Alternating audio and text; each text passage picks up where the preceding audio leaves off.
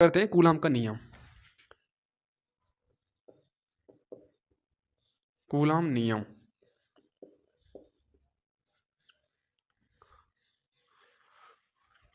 ठीक है।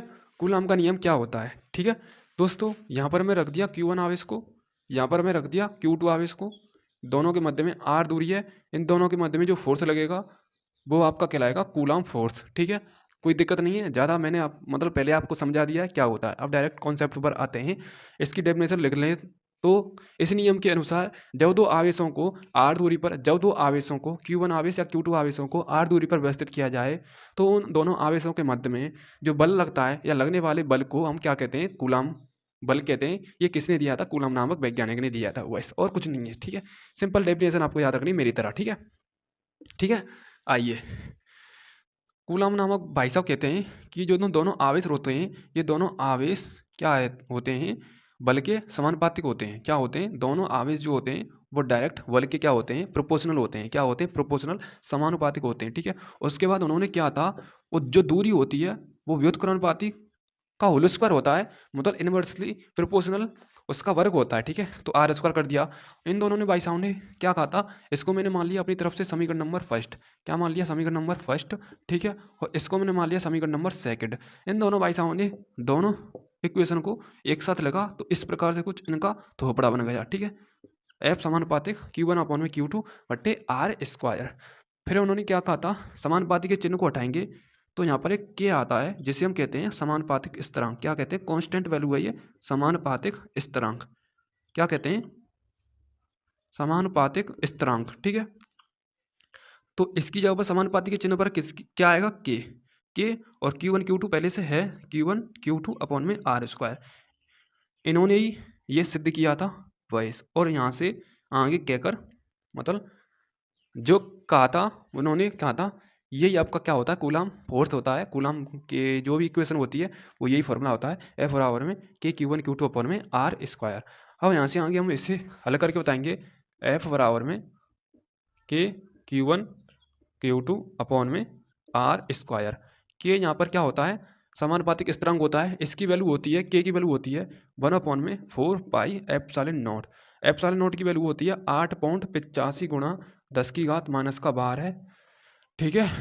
Coulomb square upon में न्यूटन इंटू मीटर स्क्वायर कैसे आई आगे बता दूंगा, ठीक है। उसके बाद इसे हम कहते हैं, एप्सिलॉन नॉट को हम क्या बोलते हैं, निर्वात की विद्युतशीलता। क्या कहते हैं, निर्वात की विद्युतशीलता। स्टेप बाय स्टेप लिखते जाना है, निर्वात की विद्युतशीलता, ठीक है। कोई दिक्कत नहीं है, ठीक है। उसके बाद हम इसमें, यदि इसमें हम पुट करें, इस पूरी वैल्यू को हम हल करेंगे तो पूरी वैल्यू को हल करने के बाद 9 गुणा 10 की घात 9 सॉल्व करके आ जाएगी ये, ठीक है, और कुछ नहीं है, ठीक है। ओके, तो मैंने बता दिया आपको के की वैल्यू 1/4 ठीक है। और ये क्या है, 8.85 गुणा 10 की घात माइनस का 12 एप्सिलॉन नॉट की वैल्यू है ये, निर्वात की विद्युतशीलता इसे हम नाम देते हैं। तो के की वैल्यू हम इसमें पुट करें, एफ बराबर में 1/4 इंटू Q1 Q2 अपॉन में आर स्क्वायर, ठीक है। कोई दिक्कत नहीं होनी चाहिए यहाँ पर, ठीक है, नहीं होगी दिक्कत मेरे हिसाब से, ठीक है।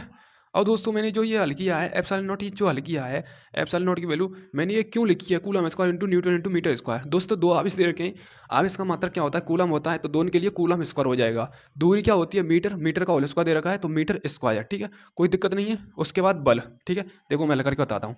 दोस्तों पहले एफ का गुणा आर स्क्वायर से कराओ, तो एफ इंटू आर स्क्वायर हो गया, बराबर में आपका Q1 Q2 बचा अपॉन में, एक मिनट यहाँ पर के बचा, ठीक है, क्योंकि के मैंने लिख दिया है, ठीक है, थोड़ी देर के लिए ताकि गैस ना बने आपको, ठीक है।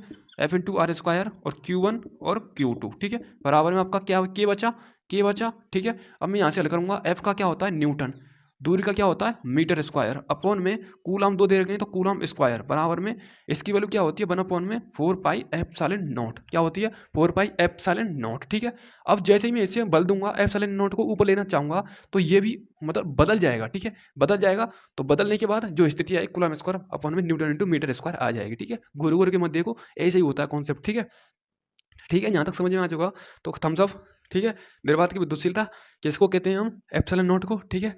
अब इसका मात्रक आ गया newton into metre square upon में कूलम स्क्वायर, ठीक है, किसका ये तो इसका हो गया coulomb into newton into metre square, ठीक है। आगे बात करते हैं। अब दोस्तों इसे हम हल करेंगे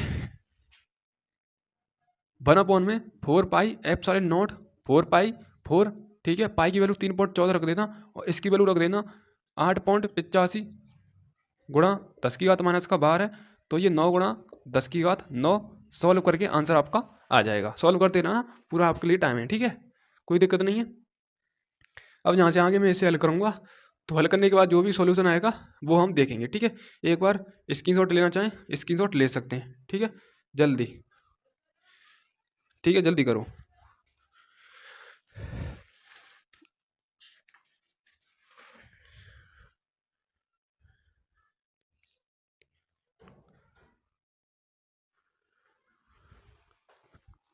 ठीक है, कोई दिक्कत नहीं है।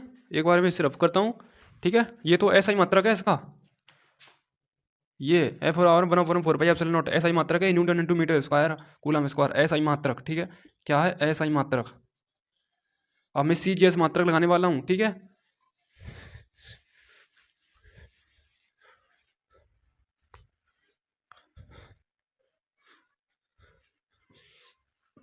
मेरे हिसाब से एक टॉपिक रह जाएगा आपका, इतना टाइम है नहीं है, वैसे भी आपको 20 मिनट हो चुकी हैं, ठीक है। और ज़्यादा लेंथ ही पढ़ाऊँगा तो हाँफने लग जाएंगे आप। CGS मात्रक क्या होता है देख लो, मैंने अभी निकलवाया है। एफ और आवर में 9 गुणा 10⁻9 जो हल करेंगे, newton into metre square upon में कूलम स्क्वायर लिखवाया है कि नहीं लिखवाया है। अब देखो ध्यान से, CGS में क्या लिखेंगे, एक न्यूटन की वैल्यू कितनी होती है 10⁵ डाइन, ठीक है। एक मीटर में कितना सेंटीमीटर होता है 100 सेंटीमीटर। एक कूलम की वैल्यू कितनी होती है, एक कूलम की वैल्यू 3 गुणा 10⁻9 होती है, स्टेट कूलम बोलते हैं इसे।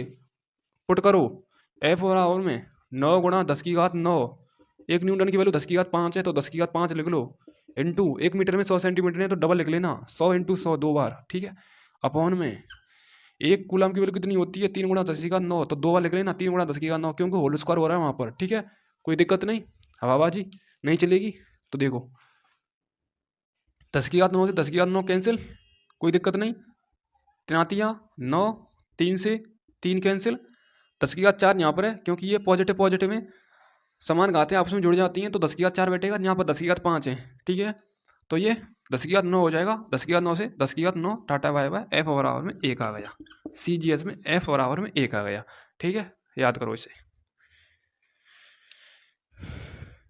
ठीक है। अब इसका मैंने आपको विमीय सूत्र और मात्रक सभी मैंने बता दिए हैं, क्या होता है क्या नहीं होता है। अब इसका सबसे बड़ा मात्रक क्या होता है, वो मुझे कमेंट में बताना, मैं हिंट दे रहा हूँ। फे यानी फा से शुरू हो रहा है, वो हिंदी वर्ड में ला के फा से, ठीक है।